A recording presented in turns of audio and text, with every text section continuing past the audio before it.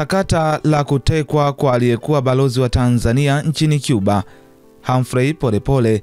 linazidi kuchukua sura mpya,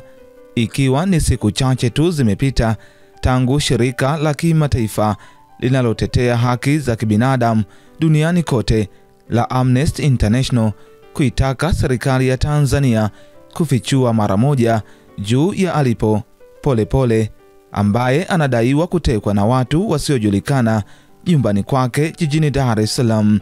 Kutekwa kwa Humphrey Polepole kumeendelea kuzua mjadala mpana baada ya wabunge wa Umoja wa Ulaya EU kulaani tukio hilo na kulitaja kuwa la kutisha linalohitaji hatua za haraka. Katika taarifa iliyotolewa jana Oktoba 10 mwaka 2025 kwa pamoja na wabunge 6 wa EU, Barry Andrews, Roberto Biedron, Yuda Burman, Michael Gahra, Eriki Makwadit na David Makalista, wamesema wana wasiwasi mkubwa kuhusu matukio ya utekaji na ukandamizaji dhidi ya wapinzani wa kisiasa, wakosoaji wa serikali na waandishi wa habari nchini Tanzania. Tunatoa wito kwa mamlaka husika kuhakikisha usalama wa Polepole na kuchukua hatua madhubuti kumaliza mwenendo wa vitisho na ukiukwaji wa haki za kibinadamu, imesema sehemu ya taarifa hiyo.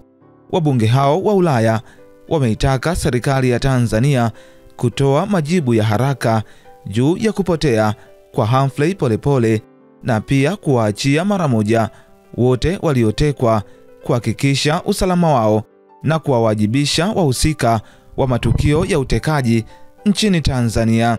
Wabunge hao pia wameitaka serikali ya Tanzania kuheshimu uhuru wa kujieleza na kukusanyika na pia wametoa wito kwa Umoja wa Ulaya kufuatilia kwa karibu hali hiyo, kutumia mbinu za kidiplomasia kuhimiza serikali na kuunga mkono mashirika ya kiraia yanayotetea haki za kibinadamu. Kauli hiyo imekuja siku moja baada ya Tume ya Haki za Kibinadamu na Utawala Bora THBUB pia kulaani tukio hilo na kuitaka serikali ya Tanzania kuchunguza kwa kina hali ya kutoweka kwa Polepole. Polepole ambaye aliwahi kuwa katibu wa itikadi, uenezi na mafunzo wa CCM alitekwa usiku wa kuamkia Oktoba 6 mwaka 2025 katika makazi yake yaliyopo Ununio jijini Dar es Salaam, huku kupotea kwake kukizua taharuki kimataifa, hasa kuelekea uchaguzi mkuu wa Tanzania uliopangwa kufanyika Oktoba 29 mwaka huu. Tayari jeshi la polisi kupitia msemaji wake David Misime limesema linaendelea na uchunguzi wa tukio hilo ili kubaini ukweli wa kilichotokea.